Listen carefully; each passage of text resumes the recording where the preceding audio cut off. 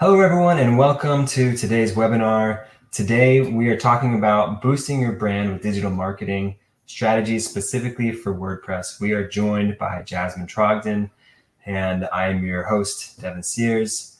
As I mentioned, Jasmine is joining us. She is one of the product marketing managers here at Bluehost Show. So she lives, eats, and breathes everything marketing, especially when it comes to Bluehost. So we are lucky to have her expertise and her knowledge with us today. She's going to be doing a high-level overview of a bunch of different tactics you can use when you are building your website and you're trying to get more traffic. Before we jump into that, just a couple of housekeeping items. First, if you can hear us, find the chat box and let us know where you're tuning in from. That lets us know that we are transmitting and that you have found the chat box.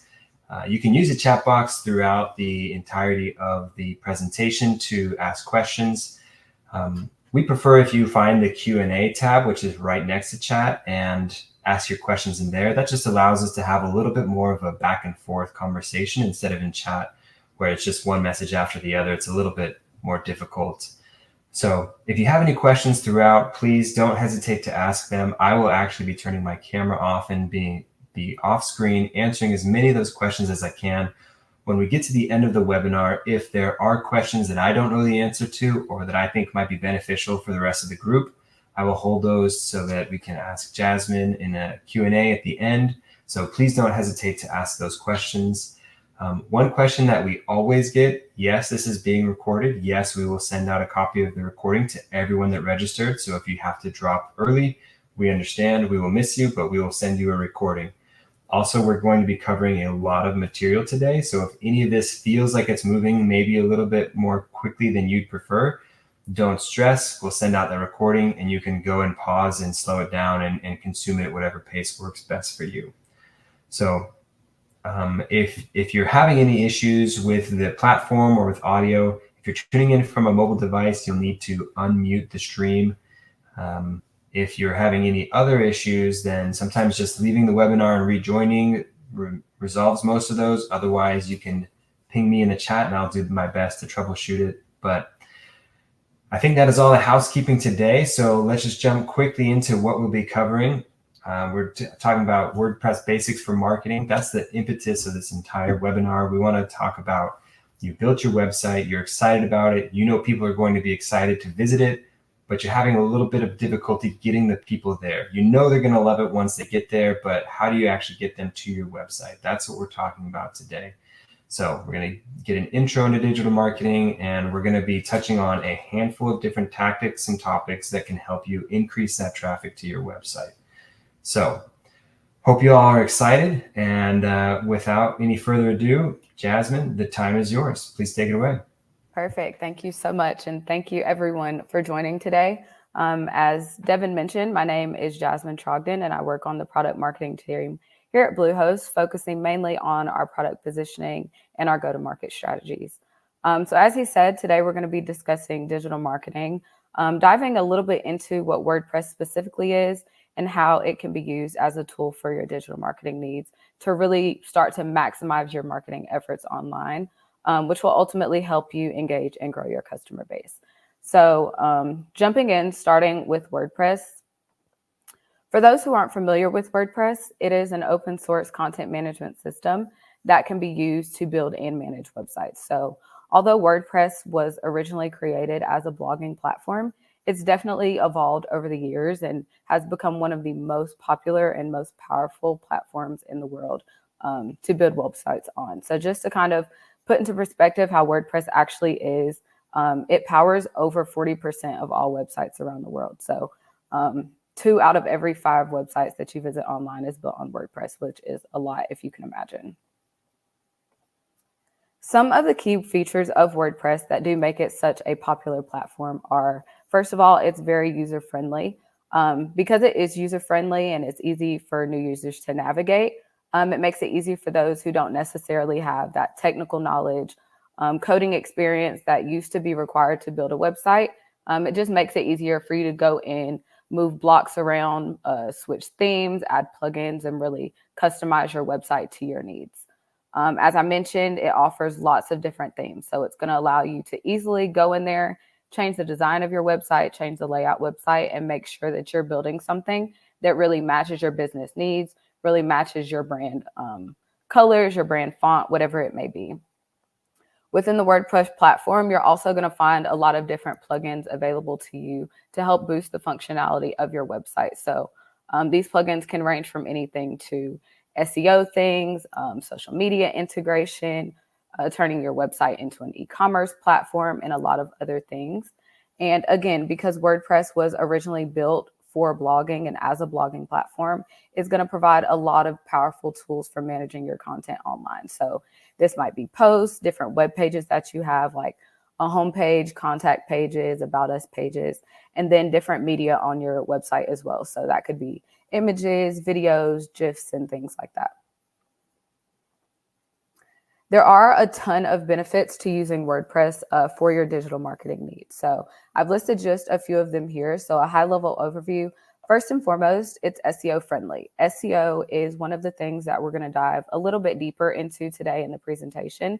So just keeping it brief here, again, WordPress has a lot of different plugins that you can add to your website to really help you optimize your content and also help you automate some of that technical SEO, both to save time and B, so you're not having to do it all yourself.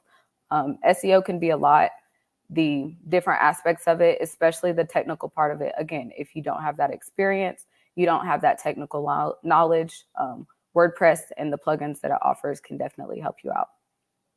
Another important benefit of a WordPress site is that it's very customizable and it's very flexible. So the selection of themes that you have within your WordPress dashboard are going to allow you to create a visually appealing website that really aligns with your specific brand. So like I mentioned before, there are a lot of websites built on WordPress, but as you go to different websites on the internet and things like that, not every website looks the same. They're customized to every user's specific needs. And the plugins and the themes really allow you to do that. Another topic that we're going to jump into later more in depth is analytics. So WordPress does easily integrate with both Google Analytics and a bunch of other different analytics platforms to really help you track and analyze your performance online. So metrics are going to be super important, especially for digital marketing, just so that you're able to gauge how your website is performing based on different factors that you've set for yourself. And then it's also going to give you a lot of good data to help you adjust things as needed to help you improve the performance of your site, to help you improve content on your website and different things like that. The WordPress platform can also handle websites of all sizes. So whether you're a small blog, whether you're a large e-commerce business, whatever it may be, as your business continues to grow, you get more customers and things like that, your website is going to continue to grow along with you as well as your digital marketing needs. The next one is security. So this is a huge thing that you're going to want to consider when building a website. Really doing anything online, security is going to be a big thing to pay attention to. WordPress has a lot of different plugins available to enhance the security of your website. So protecting against common threats and vulnerabilities online. People get hacked every day. So it's very easy for you to lose your information, for customer information to be stolen in a way online. So this is especially important if you're collecting email addresses, if you're collecting payment information, and things like that. And then the last one, the WordPress community is huge. So there are a lot of different developers, users, designers who contribute to different platforms online. So again, you don't have the technical knowledge, you don't have the coding knowledge, you don't necessarily know how to create a website, you don't know what plugins you need to do certain things. There are different forums and different tutorials online to help you figure those things out, so you're never alone in your WordPress journey. So once you sign up for a WordPress website and get logged into your dashboard, there are two things when you're first starting out that you're going to want to consider. In the images here on the right, you can see where you can find and select different themes and plugins within your WordPress dashboard. So when choosing a theme for your website, as I mentioned at the beginning, it's very important that the appearance of your site aligns with your brand identity. So this can include colors. If you're using blue in your emails, if you're using blue on social media, you're going to want to keep that same vibe going on your website. Different fonts, the layouts that you use and things like that. And in such a digital world, your website also needs to be responsive and be able to adapt its layout and content for different devices.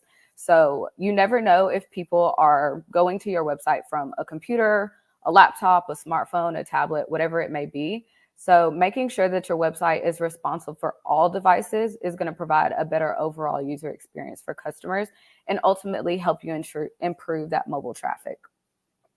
And then plugins, again, are important to extend your site capabilities.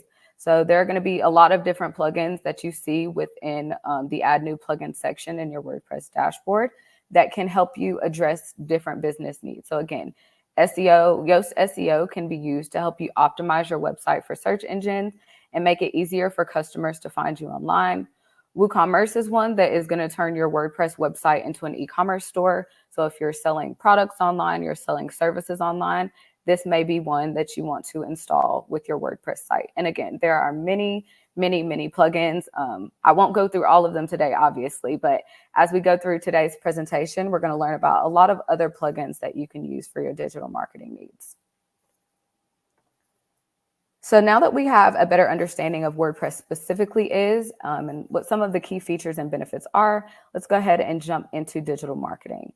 So just as it sounds, digital marketing is the use of digital channels to promote your brand and connect with potential customers online. So this could be email, search engines, social media, your actual website, affiliates, and different things like that. In today's day and age, so much is online, and so it's one of the most popular and powerful ways to generate awareness for your brand and interest in your product. So unlike traditional methods like TV ads, print ads, radio ads, whatever it may be, a lot of that is obviously moving to digital marketing these days. There's a reason to create a digital marketing strategy at the very beginning of all of this, because it's going to serve as your roadmap to using those digital channels to really engage with your target audience online and optimize your presence. By creating and sticking to a strategy, obviously you can adjust as needed if you have data that certain things aren't working and things like that, or you just want to kind of make a change. But you ensure that all of your marketing efforts serve a true purpose. So you're not doing anything just for the fact of doing it and wasting time or anything like that. Everything that you're doing serves a purpose and aligns with your overall business goals. That could be looking to enhance customer engagement. That can be trying to boost sales if you have an e-commerce business. That could just be expanding your reach online, whatever it may be. That's the purpose of creating that digital marketing strategy.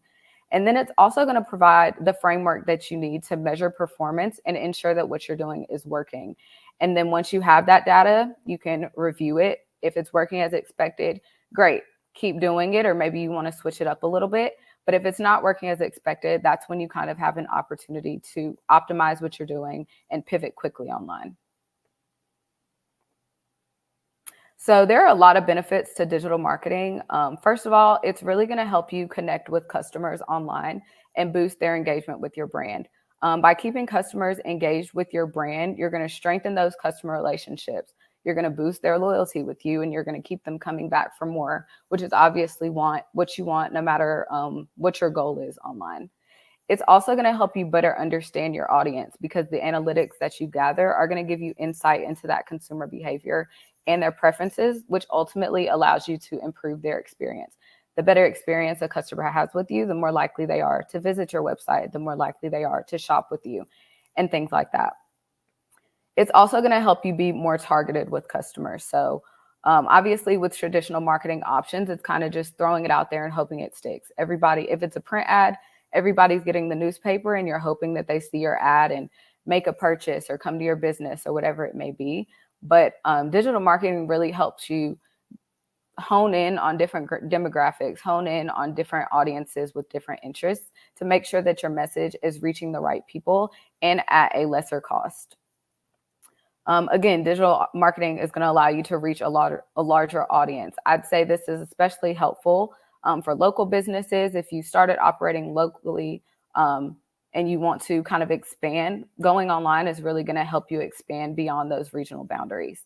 And then lastly, again, because of the tracking capabilities that you do have within WordPress, within the different plugins, you can easily measure performance of campaigns, which wasn't necessarily as easy, again, with those traditional methods. And then from there, you can start to make more data-driven decisions. So these are just a few of the ways. I'm sure there are lots more. that digital marketing can help you really grow your business and reach success online. So as mentioned before, there are different types of digital marketing to choose from when you're thinking about how exactly you want to go about promoting your business. So these are the 4 that I've kind of outlined here that we're going to be learning about today. Obviously, diving a lot deeper into in the presentation, but just a high-level overview. SEO is search engine optimization, and that is basically optimizing your website and the content on your website to improve visibility in search engine results. So just helping your website rank higher, whether that be in Google results, Bing results, whatever it may be. Content marketing really focuses on creating and sharing content that's relevant to attract and engage your target audience online. Social media is using different social media platforms. So that can be Facebook, Instagram, LinkedIn, Twitter. I'm sure there are a billion more now that you can use to promote your products and services or just your brand in general. Again, this is going to depend on what kind of business you have and what exactly your goals for your business are. And then the last one we have here that we're going to touch on today is email marketing, which is sending targeted emails to groups of users to achieve specific goals, whether that be just building customer relationship, making sure that you're staying top of mind with those customers. It could be promoting products and services. So, hey, we're having a sale, come check us out, whatever it may be. Email marketing is going to allow you to start being more targeted with different groups of people. So the first type of digital marketing that we're going to go over today is search engine optimization. So again, that's just improving different parts of your website to rank higher in search engine results. The goal is ultimately to make your website more appealing to search engines to drive more organic traffic to your website. So organic is something that you're not having to pay for. You're just improving content on your website so that search engines naturally want to put your links higher on their search results. So I'm sure everyone has searched for something on Google or Bing or Yahoo before, and you see pages and pages of results that come up no matter what you search. The ones at the top are obviously the ones that have been optimized for increased visibility. So this is what you're working towards with SEO. It is important to note that SEO likely will not give instant results. A lot of times there are people searching for the exact same things online, people trying to rank for the same keywords online and things like that. But over time, as long as you remain consistent, you continue putting the effort into your SEO, you'll start to see results. Improving SEO is obviously vital to boosting your website's visibility. There are a few key components to be familiar with, starting with keyword research. So first of all, it's important when starting out to choose keywords that are both relevant to what your target audience is searching, but also relevant to your business. And then making sure that within your content, you're naturally going in and incorporating those keywords. While you're creating content, or if you already have content, going back in and making sure that you're working those keywords into your content. While it is important to use those keywords on your site within your headers and your titles and things like that, you also don't want to overuse them or use them in a way that seems unnatural, or it seems like you're kind of just trying to stuff it in there for the sake of boosting SEO. Ultimately, Google will remove sites that they consider spam if they find sites that are keyword stuffing. So it's very important to do this in a natural way. Choosing the right keywords is also important because, like I mentioned before, there are probably a lot of different people competing for the same keywords, especially if they're more common ones. So by choosing more niche keywords that are lower competition, but still relevant to your specific target audience, you have a better chance of improving your visibility. And there are different ways online that you can search and see how popular different keywords and things like that. So definitely check that out when you're choosing keywords for your search engine optimization. The next one is on-page SEO, which includes updating things that are directly on your website. So again, writing relevant titles that include your keywords, writing descriptions so that when people see your link on Google and they read that description, they actually want to go to your site and keep reading for more. And then once they land on your website, making sure that you have engaging content, informative content, content that matches the title and description that you showed them in the Google search results. Again, naturally using the keywords that you've chosen. SEO shouldn't be looked at as a one and done process. Like I mentioned before, it can take some time for SEO to really start working and for you to see your rankings in the Google search results or Bing search results, whatever it may be, start to increase.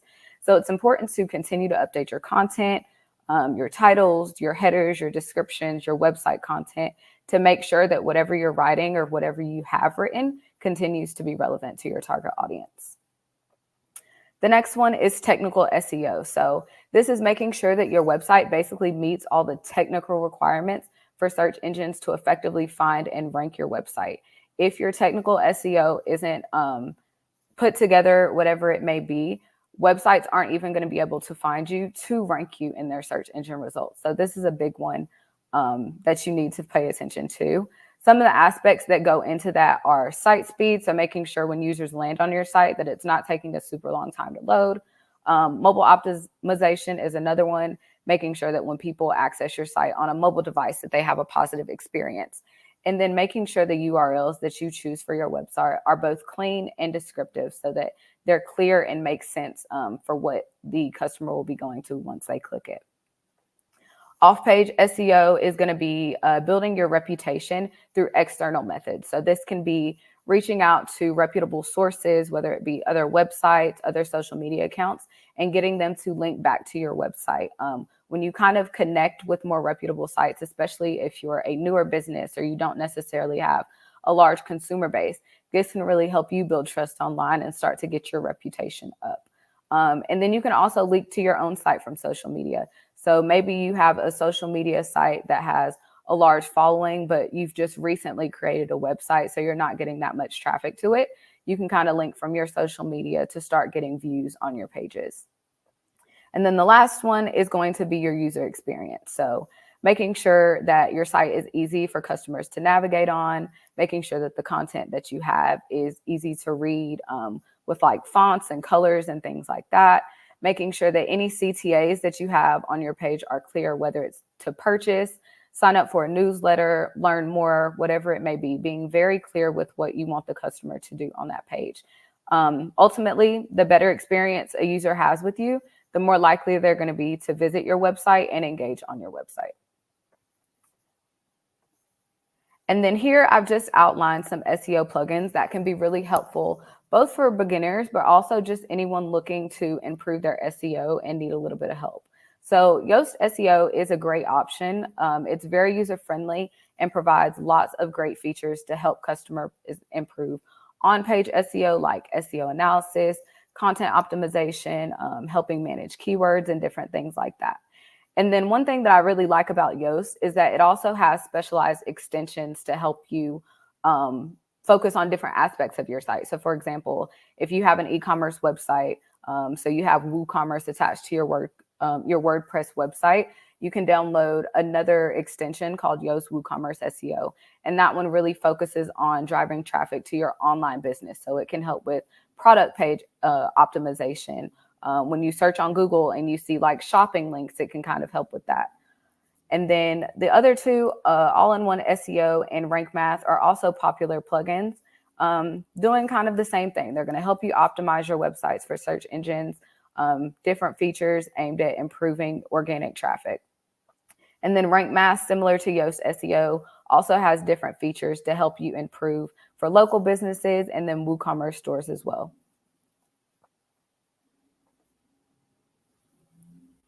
So next, diving into our content marketing. Content marketing, again, focuses on creating and sharing valuable content to attract and engage your target audience online. So as opposed to traditional advertising that really kind of just focuses on selling a product or selling a specific service, content marketing kind of tries to take a different approach by aiming to entertain consumers, inform consumers, educate consumers. It has a lot of great benefits and can really drive meaningful results when you execute it effectively. So increasing visibility and awareness for your brand. As you continue to increase awareness and people become more familiar with your brand, you can really start to establish your brand as an authority online. So whatever industry you may be in, people will start to look to you for information about that industry and things like that. It allows you to really build trust with your audience. Optimized content, as we talked about before in the SEO section, can also help you improve search rankings, which will ultimately help you drive more organic traffic to your site. And of course, as more users land on your website, that's more of an opportunity to convert them to customers. And then the last one is just continuing to engage with your customers with content really helps you to build those long-term relationships. Again, staying top of mind with consumers. When they think about your industry, when they think about the products that you sell or the information that you talk about your website, you want to be the brand that pops into their head first. And there are different types of content that you can create. So there's long form content, which could be longer blog posts, tutorials, webinars, and things like that.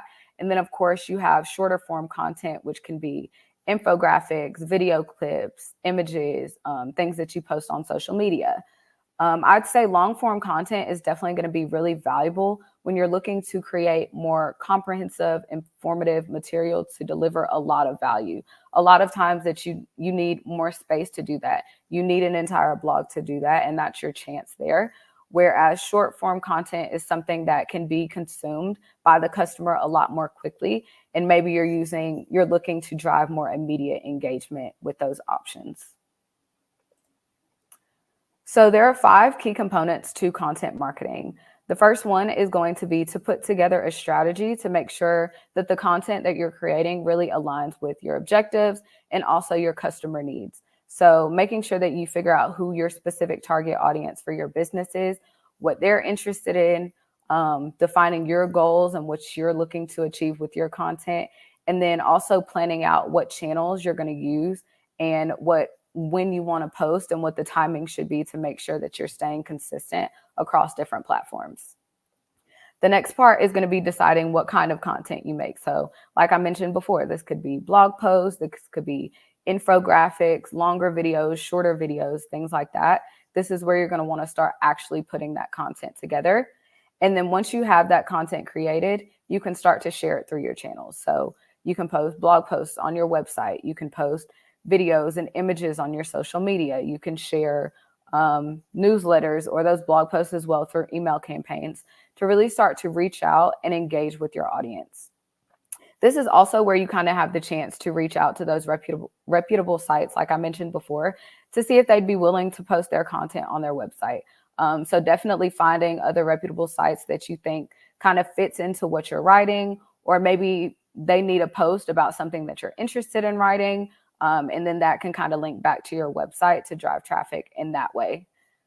Once the content is kind of out there, you've posted it on whatever platform you've chosen and let it run for a little while, this is when you can really come back and track that performance. So understanding how effective it was based on the goals you set, whether it was driving traffic to your website, increasing shares and likes on social media, boosting sales, getting more leads, whatever it may be, this is where you can start to analyze that.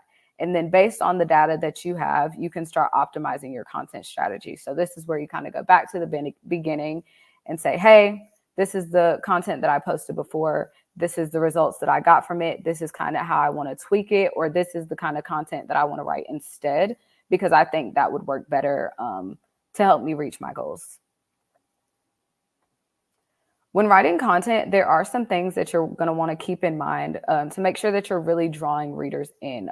It's important to catch their eyes quickly because there's so much information online these days that a customer isn't going to read every single thing that's posted online. So some ways to do that are coming up with headlines that are captivating and clearly convey value. So a lot of times numbers can draw attention from customers. Using words like essential, ultimate, best, top, and things like that will also start to attract more attention. Next, a big piece is making sure that the content that you're writing is actually valuable and relevant to your target audience. So whether this be addressing customer pain points, whatever that is in relation to your business, and then providing solutions for the problems that your specific customers face. It's also important to bring something different to the table by providing a more unique perspective and saying something that hasn't been said 1,000 times before. The internet's been around for a while, so a lot of things have been said, and a lot of things have been said time and time again. So it's important to provide a new perspective to interest customers. And then it's also important to keep things concise. Even though blogs are made to be longer, and this is really your chance to provide more long form content, to be more informative, to be more educational. You don't want to just throw filler words and jargon into your blog that makes your content longer, but isn't really providing value to the customer. As customers are reading through, if they start to see things that don't necessarily make sense or don't necessarily address their pain points or don't necessarily fit with them, they're likely to stop reading. So helping them understand it by being more concise is definitely important. And then just bringing in different types of visual elements. Images and videos are really going to help break up long blocks of text and make your content more engaging. And then the last one that we talked about a little bit, creating guest posts and collaborating with other bloggers and different sites is also a great way to tap into new audiences and really expand your reach online. This will also help you boost credibility because once you associate with those other reputable sites, customers are going to say, hey, if this reputable site trusts them, then maybe we can trust them too. And then the last point is it really might just give you a chance to switch up your content and offer a different perspective. So if you're used to writing the same thing on your blog over and over again, going over to a different website may give you an opportunity to write about something new or offer a different perspective that you may not be able to do on your specific website. Next is going to be social media marketing. So just as it sounds, social media marketing is the use of those social platforms to promote products, services, or just your brand in general and engage with your target audience. So similar to content marketing that we ran through before, the key components of social media marketing are very similar. So the first step, again, is creating that strategy, defining your goals, choosing some key performance indicators that you're going to look out for within your analytics, and then creating a content calendar. So what type of content do you want to post? Where do you want to post it? Whether that be Facebook, Instagram, LinkedIn. And then TikTok is also a platform that's become a lot more popular and lucrative recently. So that may be one that you want to look into as well. Once you have that strategy, this is where you'll want to start putting together your content for social media. You may already have content that you've created, like the blog posts and the videos that we talked about before, but this is also your chance to start working on new content specifically to be shared on your social media platforms. Next, once you have the content, you have the content calendar. This is where you'll start actually planning and scheduling your content out. This allows you to be more consistent across platforms and post at a time when people are likely to see it so that you're not having to go in every day and say, hey, it's 11 o'clock. Let me get this post on Instagram. Let me get it on Facebook. Let me get it on Twitter. You're just going in, scheduling it, and then it goes out on its own and you don't have to worry about it anymore. It's also important that the content that you're sharing on specific sites aligns with both your target audience and it just makes sense for the platform that you're sharing it on. So for example, if you have LinkedIn and you're sharing a post on LinkedIn, that may have a more serious tone since it's a more businessy website. But if you have a Twitter and you're sharing something there, this is an opportunity where you could kind of be a little more playful if that's something that makes sense for your brand. Once you have your content scheduled, this is where you kind of sit back and start to watch it roll out. As things start to get posted on social media, you'll want to keep an eye on all of your accounts and continue to actively engage with your audience. So responding to comments, responding to messages, liking comments and things like that, just to keep the conversation going and really boost engagement with your target audience. And during this time, you can also start to track your performance, make sure you're hitting the KPIs that you decided on, whether you were interested in getting more likes and shares, whether you were interested in increasing your follower account, or just simply increasing the number of users that see your posts on those social platforms. There are a lot of different plugins, again, that can be used with your WordPress website to make social sharing easier. So I've outlined just a few here.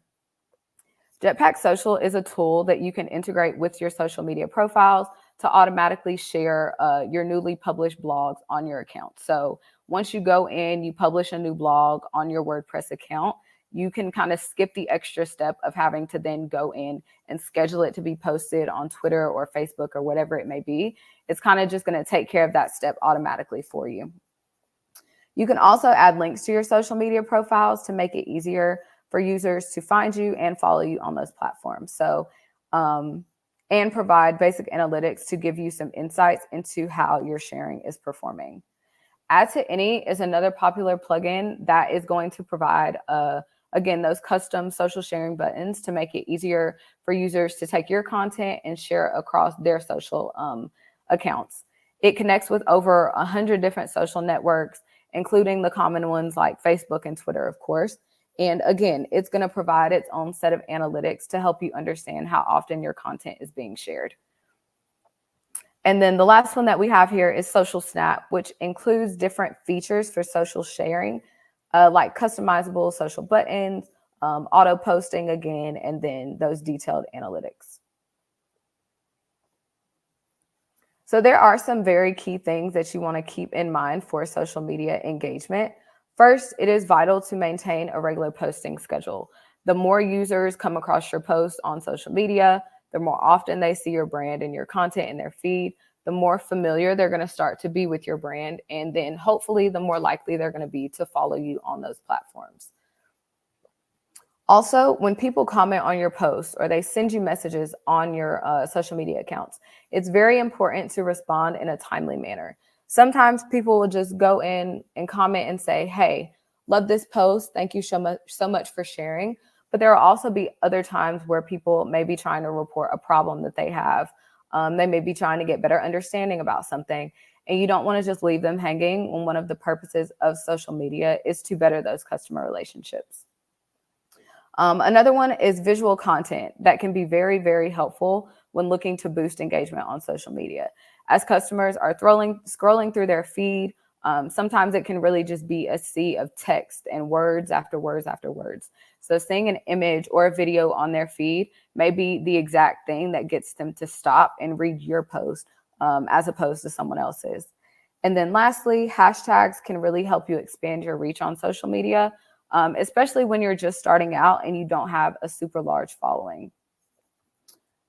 And then in the video, you can see here, Nike is a company that really, really leverages social media and uses some of the key strategies that we have here to boost engagement on social media. They post regularly. They use a lot of visuals. Like you can see here, they have photos, they have videos.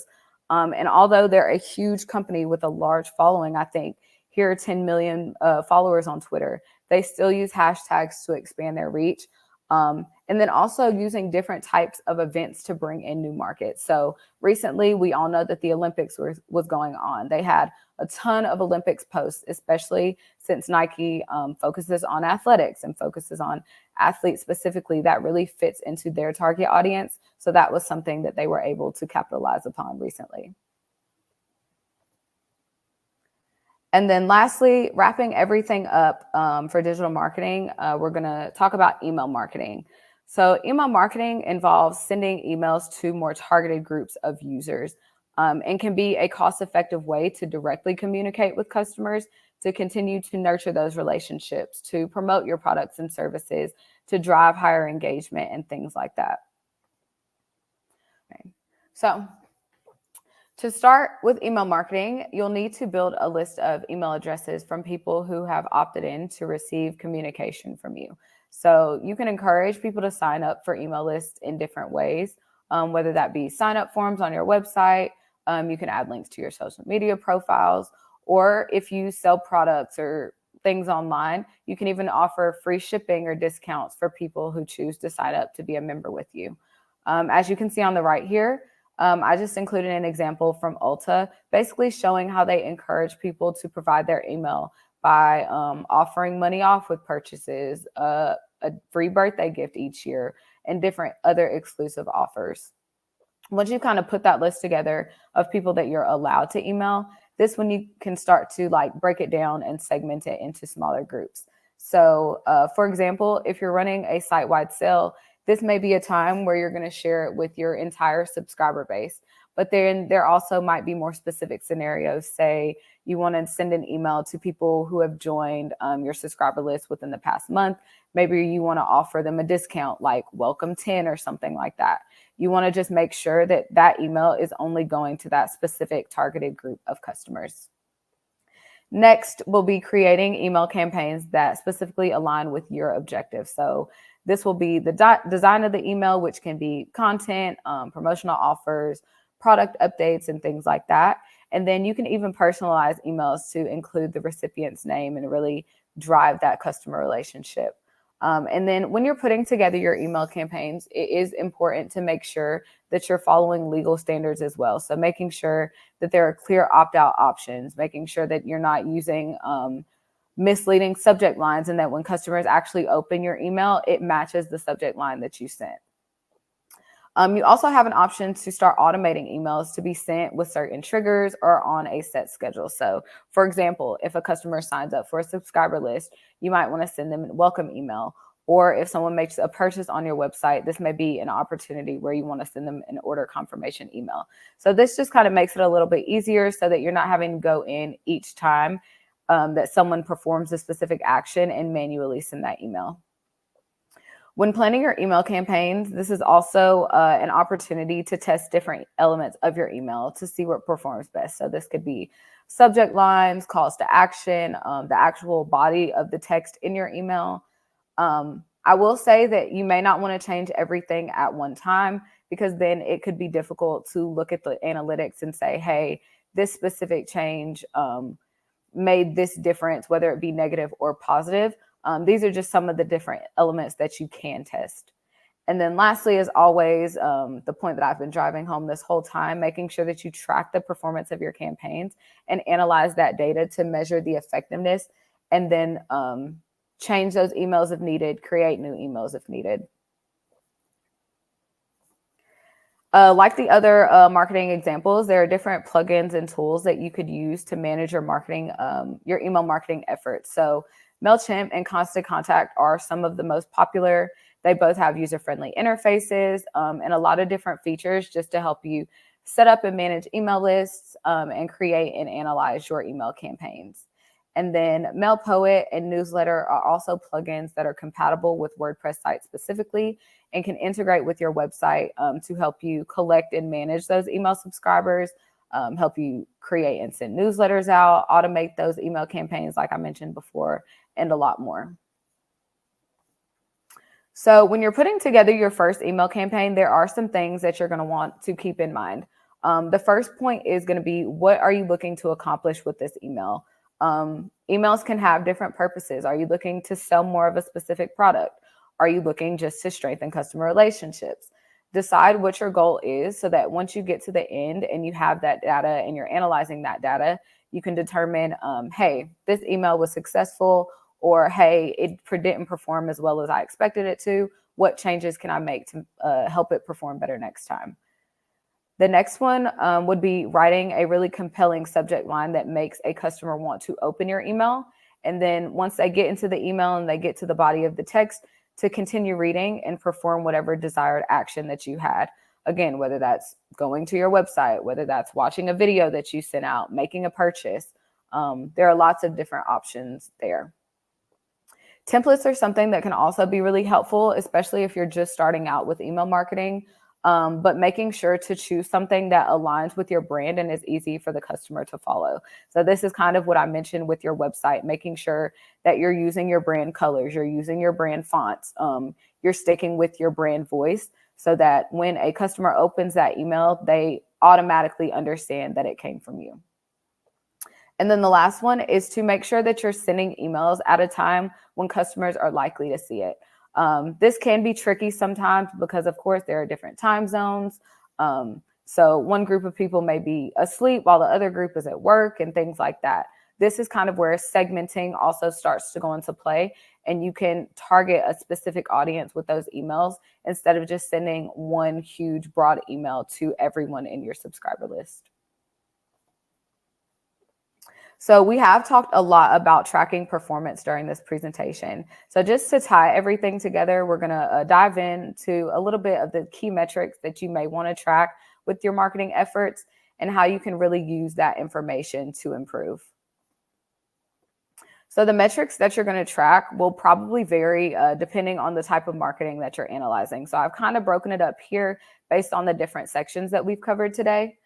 So starting with SEO, to gauge the effectiveness of your SEO, some of the key metrics to focus on are going to be total visits. So seeing if there's an increase in the number of visits to your website, keyword rankings to see if your website has specifically moved up in those search results. And then click-through rate is going to tell you how many people are actually seeing your website in search results and then clicking on your site and navigating to your website. While I did include total visits here, and it is definitely a good metric to pay attention to for all of these marketing efforts, honestly, when it comes to SEO specifically, I like to think that the click-through rate is also very important because this kind of allows you to see, hey, these new visits to my website are actually coming from the search engines and they're coming from my SEO efforts, or they may be coming from a completely different source like social media or an email campaign that you sent out. For content marketing, some of the things that you'll look out for are page views. So this is going to tell you how many times a specific page on your website is being viewed. This can often indicate popular content on your website, but it also might tell you which pages of your site that customers are being directed to. So there may be one specific page or a set of pages that you're linking to really often from email and social media. And that's not necessarily a bad thing, but this can kind of show you and give you an opportunity to maybe start linking to other pages to kind of get your page views up on those as well. The next rate is bounce rate. This is going to show you how many customers are leaving your website after viewing just one page. Again, this doesn't necessarily have to be a negative thing. For example, let's say you're a blog that posts recipes online and someone finds your recipe within search results or goes to your website and finds it there.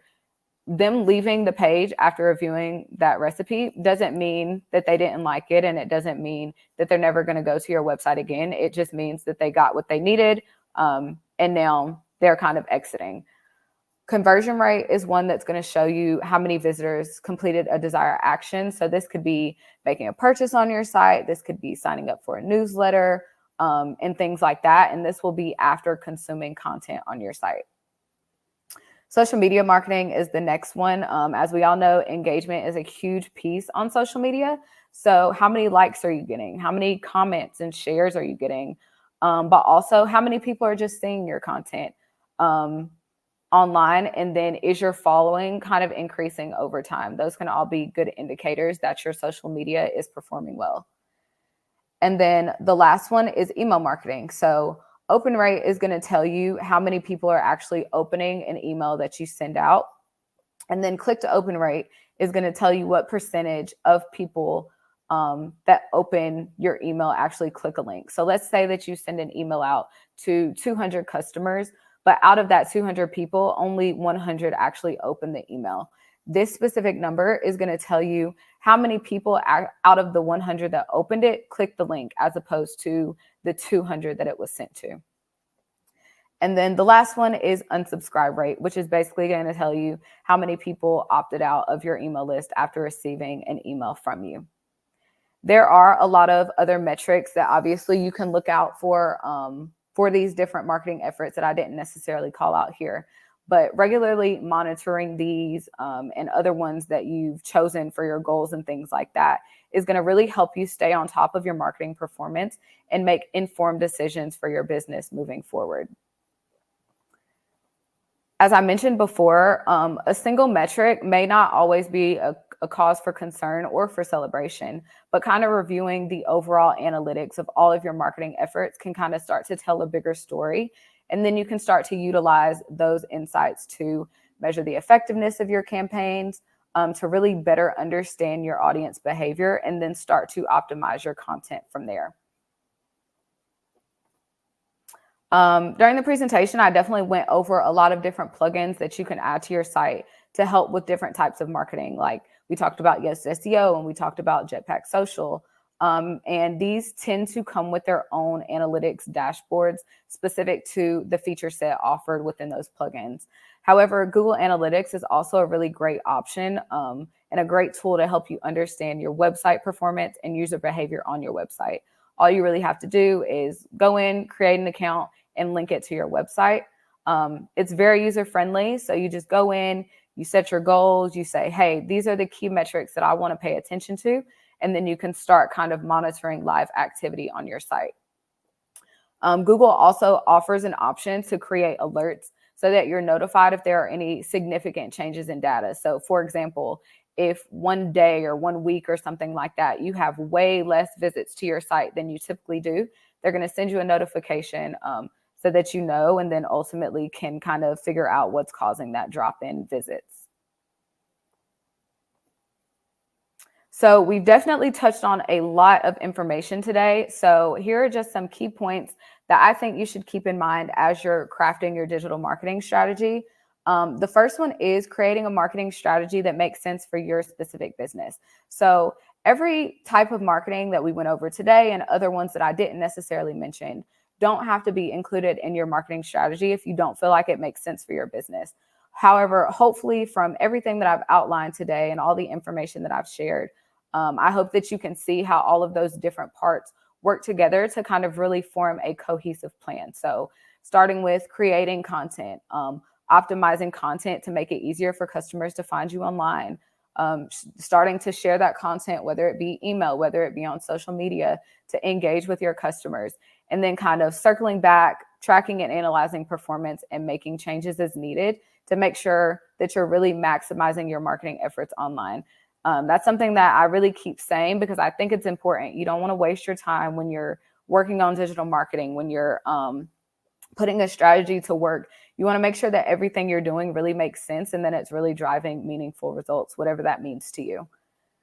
The next one is having a clear idea of what exactly it is that you want to accomplish. So obviously this goes into your marketing strategy, but just to call it out here, this can change over time, but I don't think you should necessarily start creating and sharing content until you understand what your goals are and what success looks like for you.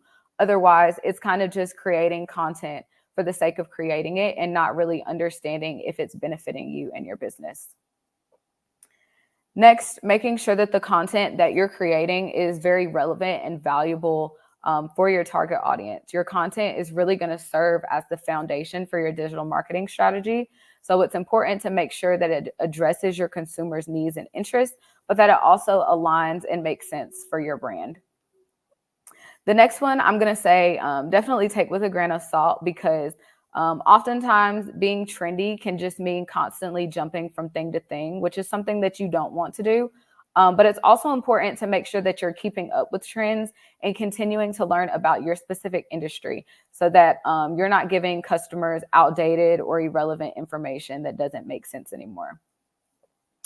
And then a very important one that I've really been hitting on is to optimize, optimize, optimize.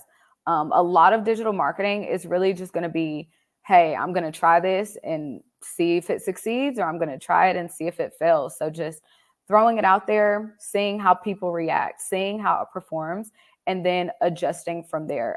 It's not going to be perfect.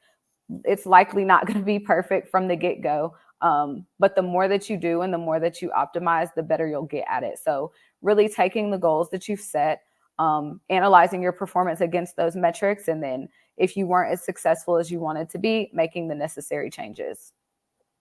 And then the last one, kind of wrapping everything back to WordPress. If you do build your site on WordPress, I definitely recommend using plugins to extend the functionality of your site and really help with your digital marketing efforts. I called out a lot here that can be really helpful when you're starting to do digital marketing online, but we only touched the surface of the many, many, many plugins that can really help you on your marketing journey. So that is all that I have for today. I know it was a lot. Devin, do we have any questions? Awesome. Thank you so much, Jasmine. That was, like you said, a lot. That was incredible, though. Thank you for walking us through that. I think that'll be very helpful for someone who is building their presence with their brand online, especially for the first time. So Yeah. we do have a handful of questions. I wrote them on a note notepad on my other screen. So let me just start at the top and we'll get through a handful and see how many we can get through. I've tried my best to answer some of the questions that popped up, but I think these could be beneficial for everyone in the audience as well. Cool. So the first person said, they said, how can I prioritize which digital marketing strategies to implement first for my website? I work alone, essentially. So saying they don't have a large team to dedicate towards this. How do they figure out which one they should prioritize? Right. So I think when you're deciding how exactly you want to prioritize your marketing efforts, you should focus on like what your goals are. So really creating a strategy or set of strategies that is going to help you reach those goals. So understanding who your target audience is, defining what success looks like for you. And then once you have that information, that's where you can actually start to create your strategy that aligns using the different types of marketing that we talked about today. As I mentioned before, content plays a huge part. So I'd recommend starting there. And then from there, you can kind of create a roadmap for how you want to get that content in front of your audience, whether that be sharing it on your social media platforms, email, which can obviously be a lot more difficult if you're just starting out because you don't really have that subscriber list to send it to. But then even optimizing for search engines to increase organic traffic to your site.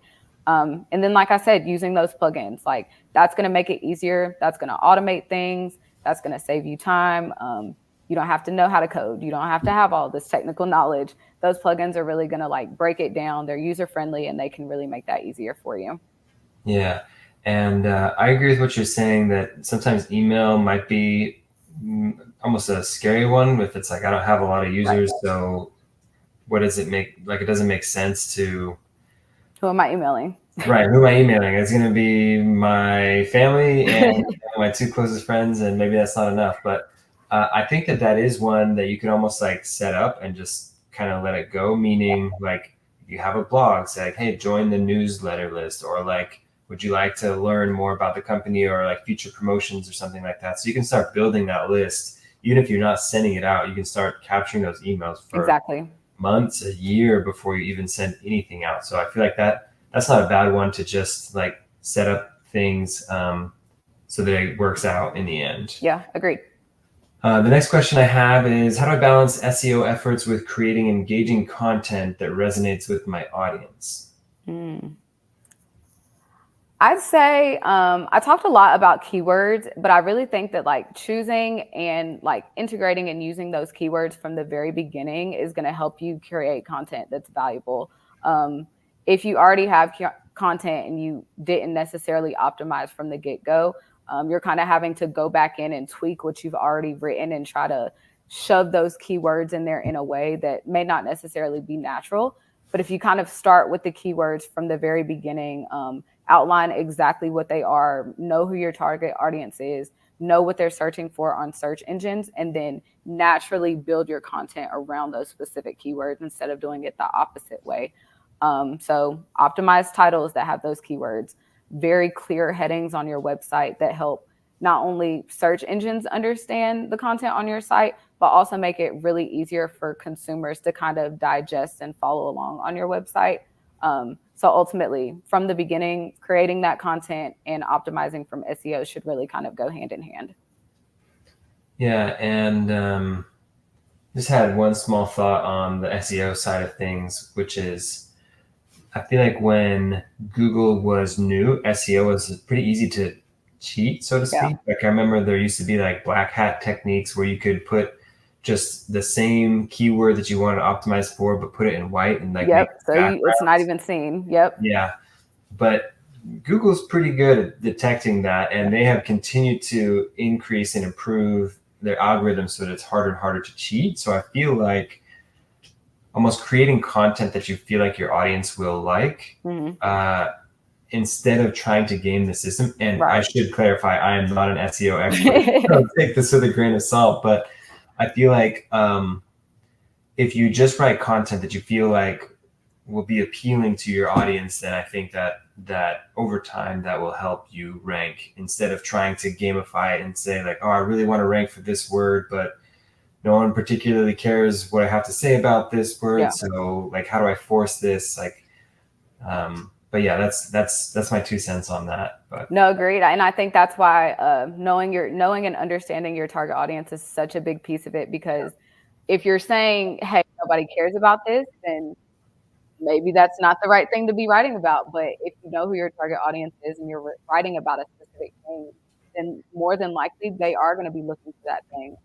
Like you said, search engines are getting smart. Like, you need to be able to trick it, but that's why it's important to continue to optimize, because they're continuing to change. So what may have gotten you ranked higher a year or two ago, or even now, and a year from now, 2 years from now, that may not work anymore. So just continuing to work on your SEO. Like I said, it's not a one and done approach. You kind of have to just keep it going as you go along. yeah, awesome. Okay, the next question I have is, how do I ensure that my WordPress site is optimized for mobile users? Um, any thoughts on that? Yeah, I talked a little bit about that at the beginning. Mobile traffic is huge. I feel like there are so many people that are just going to websites from their phone, from their iPad, whatever it may be, on the go. So there are definitely ways to make sure that your site is mobile friendly. So I talked about it briefly, making sure that you're choosing a responsive theme. So choosing it, but then also testing it on those different devices to make sure that it actually works. So not just going in and saying, hey, this should be responsive. I think I chose a responsive theme, but going in and seeing what customers are seeing to make sure that they're not going to experience any issues when they go to your site. You also need to work on optimizing different parts of your site. So images are a big one, making sure they're not too big for a mobile device and taking up the entire screen. Menus are also a big one. Menus are great on websites because they help users navigate to different pages, but on mobile, it can be difficult because if it's not collapsed, then when they log onto your website, that's all that they see. So it's kind of taken away from the experience from them. And then fonts and layouts are also a big one. You don't want to use fonts that are hard to read on a tiny, tiny screen. You don't want to use layouts that are like so big that that one piece of it takes up the entire screen. So there are definitely different ways to make sure that it's mobile friendly. Yeah, awesome. Okay, we've still got a few questions and not a lot of time left, so I'm going to hit the rapid fire round. What are some common pitfalls in digital marketing that I should avoid as a WordPress user? I feel like I keep saying this, but like not having a clear strategy, I feel like is a huge one. Like if you don't have a plan, then it's kind of like, what are you working towards, right? So making sure that you're creating consistent content, making sure that the content is relevant, but also making sure that it aligns with some kind of goal, like not just throwing it out there and saying, hey, if this happens, I guess it's a win. Making sure that you're specific with what you're trying to achieve. Another one that you kind of just hit on is ignoring mobile optimization. Like you don't want to do that. A significant bit is going to come from mobile, whether we like it or not. And you don't want to give users a poor experience, because if a customer goes to your website from mobile and it's not good, it's hard to read, it's poorly optimized, that may be the thing that they always associate with your brand, and you may never have a chance to sell them again. And then I'd say like neglecting marketing efforts. I kind of say this lightly because, as I mentioned before, you don't necessarily have to use every kind of marketing. Like at the beginning, like we said, email might not make the most sense because you don't have that customer base. But as you continue to go on, as you get more customers, making sure that you're understanding that they all have a purpose, they're all powerful marketing options, and just trying to like decide how you can use the different ones to really connect with your consumers online. Yeah, I agree with everything you said. I might, yeah, I would say the two things maybe to avoid is one, making sure that your site experience is where it needs to be. You know, like don't get so focused on marketing that you don't realize that Right. your checkout link is broken or Because something. no need to send traffic there if it's not going to work right. Yeah, yeah. Okay, next question. Let's see. How can I track and analyze the performance of my content marketing efforts using WordPress tools? So obviously some strategies are easier to market or to analyze and track, but with content marketing and specifically, any tips on that? Yeah, so we talked about a little bit about like the different tools that you can use and the different metrics that you can track. One that I didn't necessarily call out, but kind of came to mind before we joined today is Hotjar.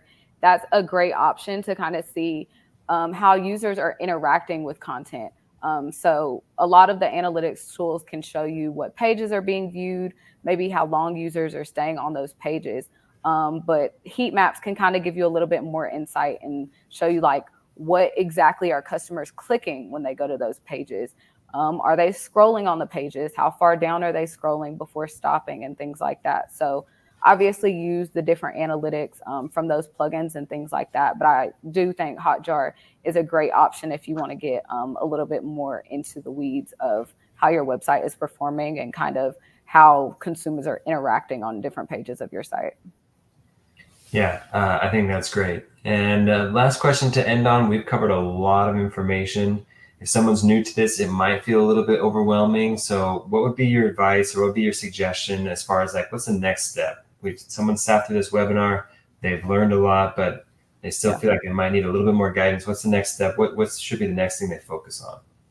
So I definitely think that this just depends on where you are in your journey. So if you're at the beginning, it may be helpful to maybe find other resources, maybe find webinars or tutorials that dive deeper into the specific topics that we covered today. Like you said, there was a lot of information to cover, so we did kind of have to go quickly. So if there was something that maybe you didn't fully understand, definitely going and finding other resources that maybe explain it a little bit more in depth. Again, first step, defining your target audience, defining your goal before anything, making sure that your goals and objectives are clear. And then you can kind of create a strategy that addresses all of the different type of factors. And then definitely, like I mentioned, plugins, if you have a WordPress account, go into WordPress, check out that plugins directory. Because I did mention a lot of ones here today, but there's a ton that I didn't mention that may make more sense for you. It may make more sense for your business. So kind of do your own research and see kind of what makes the most sense for you. Awesome. And I also advanced the slide deck to the slide on how to get assistance from Bluehost. So we have some professional services that can help you with some of these marketing tactics if you feel like you need some assistance. We also have a lot of content on our YouTube channel that can go into a little bit more depth on some of these things. So a lot of resources out there, but thank you so much for joining us today, Jasmine. Thank you everyone that tuned in for this. We really appreciate it. We appreciate your feedback and your engagement. If there are any webinars that you would like to see us do in the future, we really do try to focus on making sure we're providing educational and engaging content. So if there's a topic, find the chat, drop it in now as we conclude, and we'd love to see that from you. But Jasmine, I really, really am grateful for you to stopping by and sharing all of your knowledge with us. I know this is super beneficial for someone. So thank you again for you, and thank you for everyone that came by. This has been great. Thank you. Bye, everyone.